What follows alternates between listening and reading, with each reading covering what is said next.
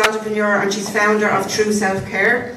She creates self-care and mental well-being training programs and is passionate about female empowerment. And can I say, I met Jenny for the first time about 2 weeks ago, and she blew me away, and I'm really going to enjoy the workshop. So Jenny is going to take over now from me. We only 1 second. Thank you. Have you got a helpers? I'll take Thank you very much.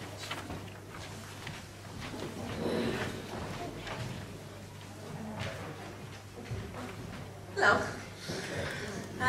So I'm Jenny. I'm a self-care advocate, and I'm here to talk to you today about Mental Health Ireland's 5 ways to wellbeing. Okay? So I suppose this is more about what are the things that we can be doing at home to maintain our mental well-being. These are not to be used instead of services and professional support, but they're things that we can definitely use to complement those services and help ourselves keep well at home in the meantime, okay? Okay, so we'll start. So, sorry, I'll give you out these. I went for a less formal talk this morning. Didn't want to get bogged down with the whole PowerPoint presentation. I'm much more used to a classroom setting and just having a chat. So I thought I'll give these handouts. There's a little box on the side if you'd like to take notes along the way. And I've left little tips in each box so you can bring them home and you'll have them for your convenience.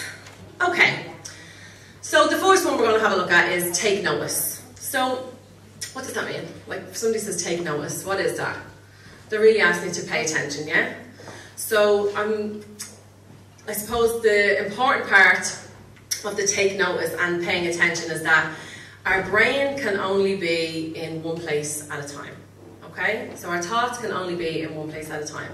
If we are aiming our thoughts at what's going on in this moment, then there's less chance that it's going to be back in 1973 going over that same argument that you had with him and he said this and you said that, but you should have said this. So that's our past thinking. We have not gone into future thinking, which is catastrophizing, predicting the worst case scenarios for every situation, yeah? Okay, so I wanted to do a breathing technique that helps us kind of stay grounded, stay present, and helps us to focus on the very present moment and what we're experiencing right here, right now. So will you do it with me? Yeah? Cool. So I'm going to ask you to close your eyes. I'm going to ask you to breathe in for 4 seconds, hold for 7 seconds, and blow out slowly for 7 seconds. And when I say blow out, I mean, you know when you're holding the baby's food and it's, I want you to for 7 seconds, okay? And we're going to do that 3 times and we're going to relax our shoulders, okay? And when we're done that, I'm going to ask you to open your eyes and I'm going to ask you 4 questions. What can you see? And I want you to look around the room and try to find something that you wouldn't have noticed unless you were looking for it, okay? What can you hear? What can you smell? And what can you feel? Okay? Okay, so we'll close our eyes. And we're going to breathe in for 4 seconds. 1, 2, 3, 4. And hold for 7. 1, 2, 3, 4, 5, 6, 7, and out for 7. 1, 2, 3, 4, 5, 6, 7, and relax your shoulders. And again, in for 4. 1, 2, 3, 4. Hold for 7. 1, 2, 3, 4, 5, 6, 7, and out for 7. 1, 2, 3, 4, 5, 6, 7, and relax your shoulders. And one more time, in for 4. 1, 2, 3, 4. Hold for 7. 1, 2, 3, 4, 5, 6, 7, and out for 7. 1, 2, 3, 4, 5, 6, 7, and relax your shoulders. And then we'll open our eyes and look around the room. What can I see? What can I hear? What can I smell? And what can I feel? Okay. What does that feel like now? How does that feel now? Relaxed, calmer. Yeah. For me, that is an essential self-care tool for first thing in the morning. Because for me, after I do that, I feel calm, my brain feels clearer, and I feel more in control. Yeah? Now, the breathing technique actually helps to switch off what's called the fight, flight, or freeze response. So when you start to feel that sense of anxiety, the feeling I just had right before I stood up and started to talk to you all, doing that breathing technique helps to switch that, like Dr. Harry Berry was saying, that rush of cortisol through the body. It's an instinct, it's a communication between us and our body to say everything is fine, everything's going to be okay. The coming back to the senses, what can I see, what can I hear, what can I smell, what can I feel, that's anchoring our presence in the present moment. It's anchoring us here and grounding us, okay? So what it helps us to do then is focus on what's going on here. Like I said, we're not back in the past, we're not back in the future, we're right here, right now, okay? Brilliant to do first thing in the morning. A lot of people can ground themselves and stay present, and that carries them throughout the day. I'm not one of those people. I need to do that repeatedly throughout the day and remind myself to come back to my breath. So that's part of taking notice. It's a great way as well, which leads us into our next one, is being active. If you're going outside, how to practice that mindfulness in the outdoors. So if you're walking or you're going anywhere, going for a stroll, and you're looking around and you're saying, okay, what can I see? What can I hear? What can I smell? What can I feel? I don't know if any of you have had that experience, though, when you've gone outside and you've arrived at your destination and you go, I don't even remember getting here. Has anybody been there? Like, I don't even remember the stroll. Actually, even more dangerous, I don't even remember the drive. I can put my hands up to that. So doing the what can I see, what can I hear, what can I smell, what can I feel, and what can I taste too if you happen to be eating at the time, is a great way of staying present and introducing that into being active. So being active. I want to be very clear about being active. Actually, I'll stand that here. Yeah. I can nearly feel the eye roll sometimes when I say, try to be more active, because, taking the deep breaths and going for walks is not going to cure your stress and anxiety all on its own. I think the important thing to remember with being active is to start where you are. It's to start where you are and aim for improvement, not perfection. So if, for example, and it may be a situation some of you are in here today, maybe some of you know people at home and you're going to take this information home. But for a lot of us, when our mental well-being declines, we tend to not be very active. We tend to stay at home in our safe space, usually in bed or in the sitting room, somewhere where we feel safe. So telling somebody who's been in that scenario, oh, you should get out and be more active, well, I can't manage to get out of bed in the morning, so telling me to go for a stroll isn't really helpful. But if you can get out of bed in the morning and have a shower, that's being more active than you were yesterday. If you can do that for 2 days and then maybe have a shower and go downstairs and have some breakfast, amazing. You're now doing 2 things that you could not do the day before. If you also then could come in, have a shower, have your breakfast, and maybe go to your back door to do your 4-7-7, and what can I see, what can I hear? Amazing. You're aiming for small improvements at a time. Does that make sense? It's more achievable, it's manageable, and it's sustainable. I know for me, trying to learn how to maintain mental well-being, I just got so annoyed with people listing off these things that were all supposed to cure me, and it wasn't manageable for me. So I suppose the key to getting active and being more active is to understand where you are right now and aim to improve. It's baby steps. Improve with small things each day. Yeah? Okay. Okay, so I've said the mindful strolls. And also a great way to add to that is to start being active with other people, which leads us into our next one, which is connect. A lot of us like that when our mental health starts to decline. Like I said, we tend to not get out and we tend to not be active, but actually what we tend to do then also is we isolate ourselves. And studies have shown that isolating ourselves is actually one of the most detrimental things that human beings can do for their mental well-being. We need human connection. We need to have that one-to-one time, that eye contact, and that feeling like we have somewhere where we belong and someone we can connect to. So again, with Connect, I would say, have a list of those people in your life who, when you're with them, you feel really good. And when you leave, you don't leave feeling depleted. You don't leave feeling like they've taken from you, or that it wasn't a good communication.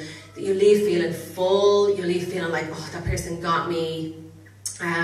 Because I think, again, that was another thing that I was told, just get out, spend time with people who love you. Get out and spend time with family. Well, sometimes family aren't the most supportive and helpful people to spend time with.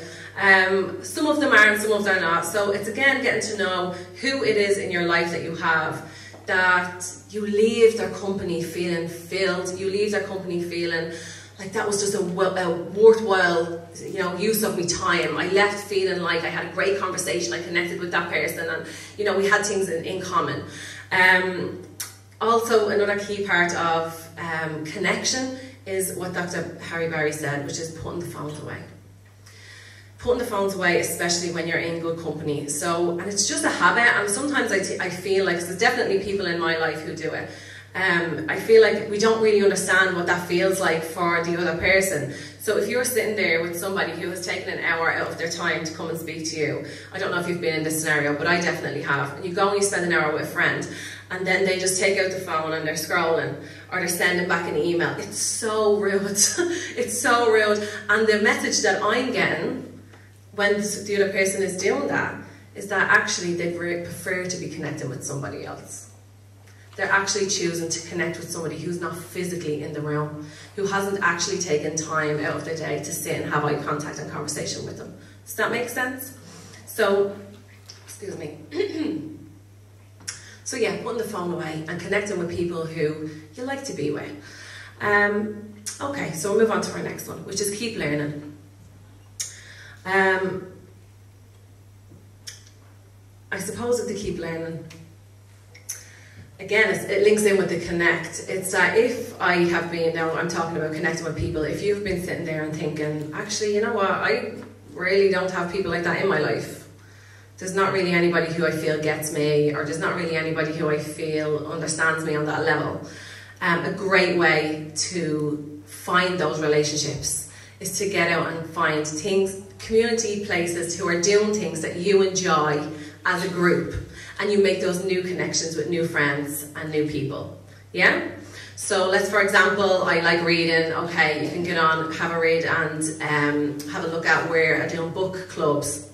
I know there's lots of places in the area. I know the Chrónáin Youth Service, or not the Chrónáin Youth Service, the Chrónáin RWCDP Women's Group have a book club, and they meet every week or every month. But finding things that I enjoy, that I like to do, that I can actually do with other people. Yeah? Okay.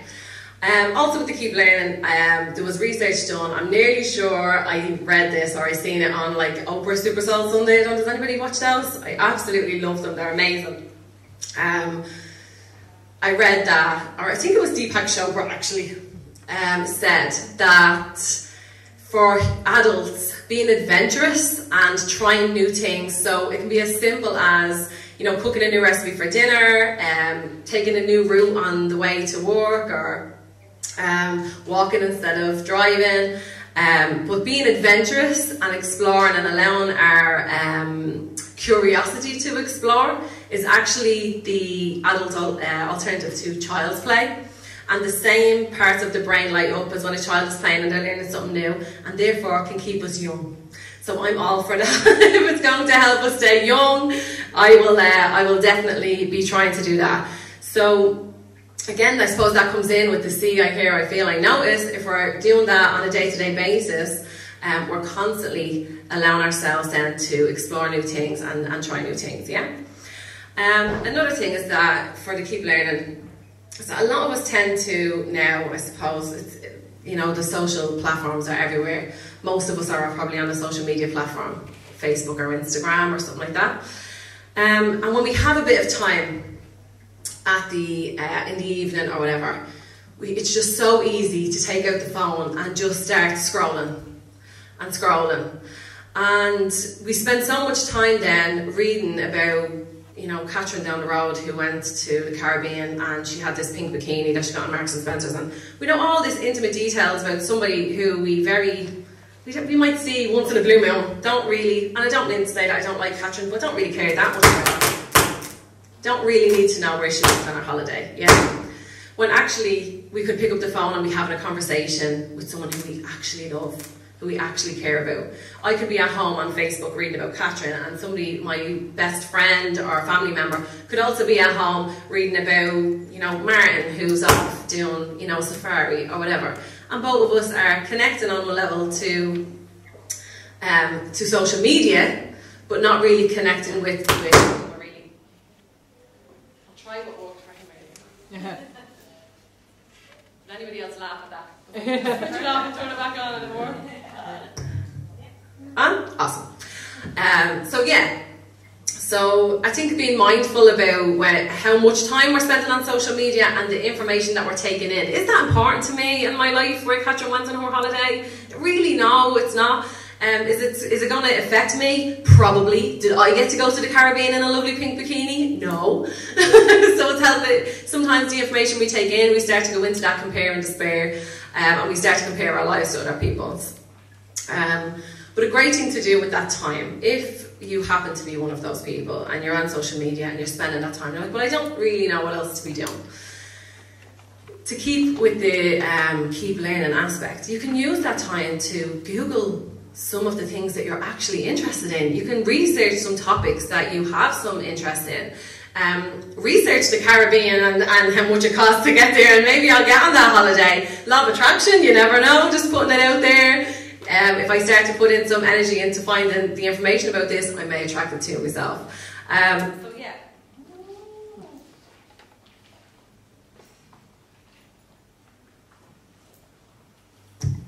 And we're back on. Okay.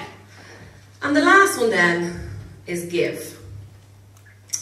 So I've broken give down into 4 topics here. I was very creative and used each letter to give us an example of how we can give, okay? So G is for gratitude.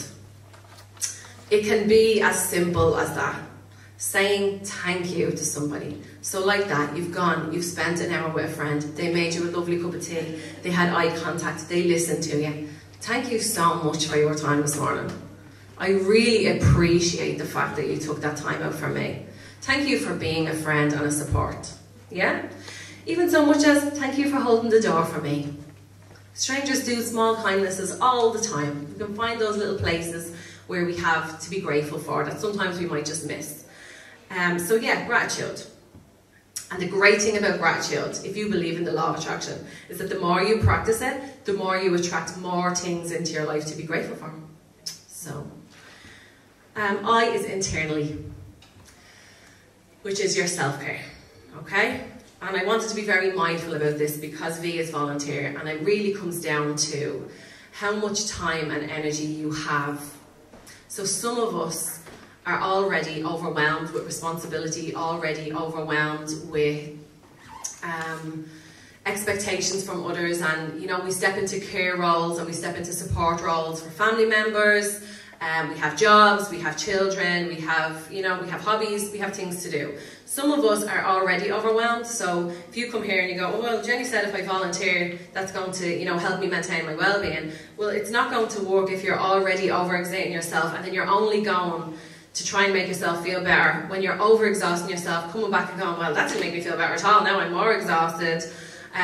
You know, and when you haven't been filling your own cup first. So I suppose the importance is that your self-care is first, that you fill your cup internally first. What are the ways that you can do that? You can start meditating in the mornings, doing your 5 minutes. And believe it, I've heard it so many times, but it really is true. If you don't have 5 minutes to give to yourself in the morning, you need 10. You need 10. You need to fill your own cup first, otherwise everything else in the day is just take, okay? So You can have your, like people say, I've only got 10 minutes, I've only got 10 minutes before I leave for the school, or I've only got 10 minutes. In 10 minutes you can sit, do your 4-7-7, what do you see, hear, smell, feel. You can do a 5-minute meditation. You can well easily fit that in 10 minutes. That's one way of filling your cup in the mornings. Okay, and then you're volunteering. So if you tend to have that time, we're one of those people like, you know, I tend to sit at the weekend and I scroll on social media, or, you know, I really want to do something worthwhile with my time and I can't figure out what to do. Volunteering is a great way. I actually forgot the information with me. I'll ask Sylvia when I see her. But there is a volunteering sign up next week in Ballyfermot in the Civic Centre. And they're looking for volunteers to help with some of the social communities services. So if that is something that interests you, come to me, or even ask at the end at the panel discussion. I'm sure Sylvia will have that information. And the last one, A, is empower.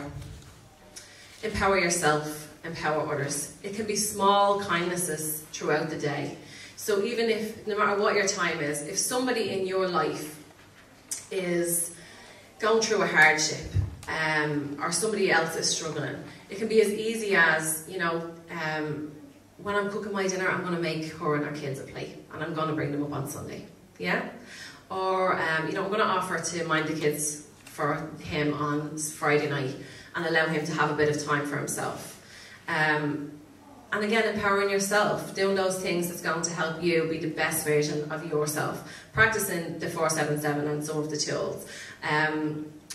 Get into groups where you're going to feel where you belong, feel loved, feel like there's people who get you and, you know, that are interested in similar things to you. Yeah? Okay, so before we finish, I'm not sure how I'm doing with time. Somebody was going to tell me by 5. Cool. So before we go, can we just move into little groups? I just want to ask you to, so if we just, even if you're in your lines, okay? So I'd like you to just read through the 5. So to take notice. Being present, being active, connecting, continual learning, and giving. I want you to have a read through these and discuss how many of the 5 ways to well-being, how many of those boxes did you tick today just by coming here? So how many of these have you already done just by coming here today? Have a little discussion.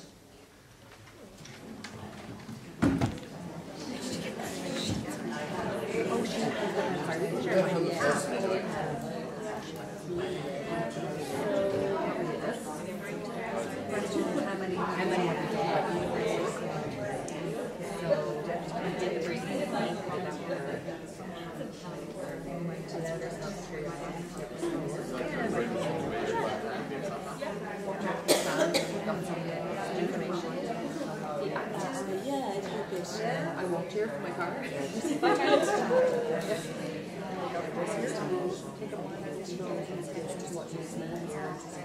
Yeah, well, I guess maybe not struggling, but definitely more senses. Walking here. Probably could have done that, but I didn't. Two small groups. Trying my best, but I'm also working. So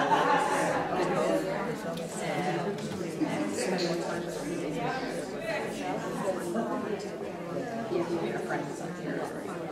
Still, everyone's kind of on his own buzz. One way when it's good company, you definitely try to do that, but it also needs to be forward. You can have the discussions there, right? That's good. Keep learning. You try something new. I think we're doing that by being here. Being adventurous. I know the animals. Maybe not very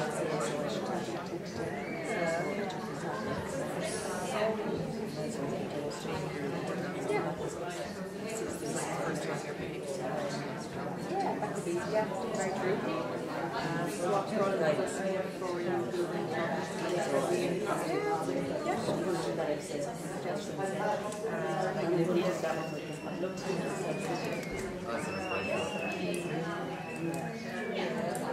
Nice, that's great.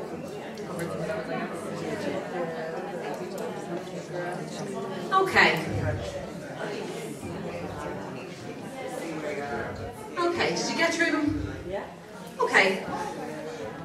So how many did you think you got through today? What did you do? All of them. So we were taking notice. We did our 477, didn't we? Yeah, we took in what we could see, what we could hear. I don't know if you could hear there a second ago. There must be a child's school or something next door, is there? Yeah. Lots of screaming. We were active. We got here today. Yeah? Awesome. Actually, we're going to be doing seating yoga as well in the afternoon, so a little bit more activity. Connected. We connected with each other. You connected with each other. We learned something new, I hope, today. Yeah? And give. We actually gave to ourselves this morning. It was very much a self-care morning. We were learning some new things by Dr. Barry, and again in the afternoon we're going to learn some more things. So I'd like to end on that note by saying congratulations and well done. You did 5 things today already to help improve and maintain your mental well-being. So yeah, congratulations and well done. Thank you. So has anybody got any questions? We may have a minute or two before the next one. No questions? Yeah? Volunteer. Yeah. Oh, the volunteer. Yeah. Sylvia, the volunteering information of Ballyfermot, have you got any details on that? I completely have them.